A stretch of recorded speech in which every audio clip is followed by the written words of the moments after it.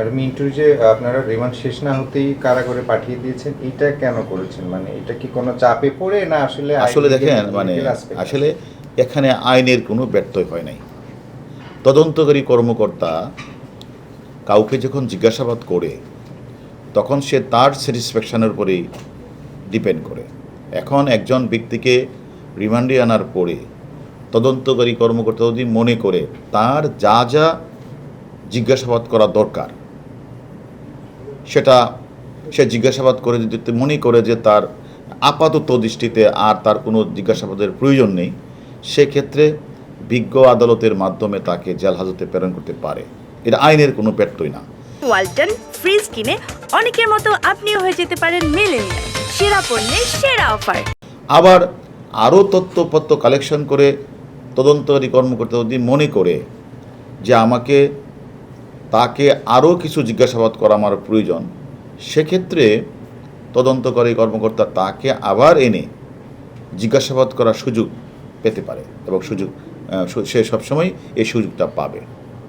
একটা বিষয় হচ্ছে যে মিন্টু গ্রেপ্তারের পর থেকে মনে হচ্ছে নানান ধরনের চাপ অনুভব হচ্ছে, কারণ আপনাদের তৎপরতা আমরা অনেকটা দেখেন, কম আমি আমি দেখছি। আমি একটা কথা নানান বলি। গণমাধ্যমে বিষয়টা আসছে। আমরা মিন্টু আমরা গ্রেপ্তারের পর থেকে কি আপনারা চাপে আছেন?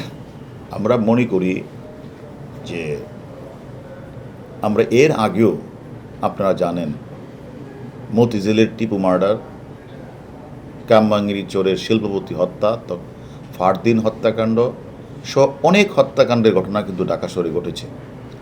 আমাদের চৌকস ডিবি টিম আমরা কিন্তু তদন্ত করে তথ্যপত্র বের করে আমরা প্রত্যেকটা খুনের মোটিভ কিন্তু আমরা বের করেছি।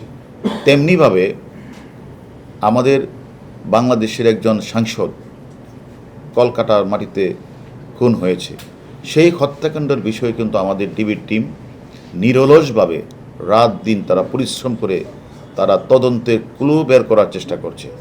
এবং আপনারা জানেন, আমাদের তথ্যপত্রের ভিত্তিতে আমরা নেপালে গেছি, নেপালে সেই সিয়ামকে গ্রেপ্তার করা হয়েছে। আমাদের টিম আমরা কিন্তু কলকাতা গিয়েও কিন্তু আমরা বিভিন্ন তথ্যপত্র দিয়ে আলামতদ্দরে আমরা সাহায্য সহযোগিতা করেছি।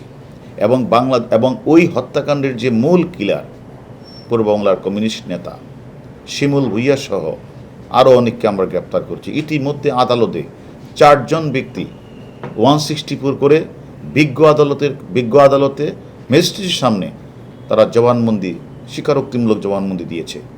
আমি মনে করি আমরা যদি প্রেশার অনুভব করতাম, আমাদের এত অ্যাচিভমেন্ট হতো না।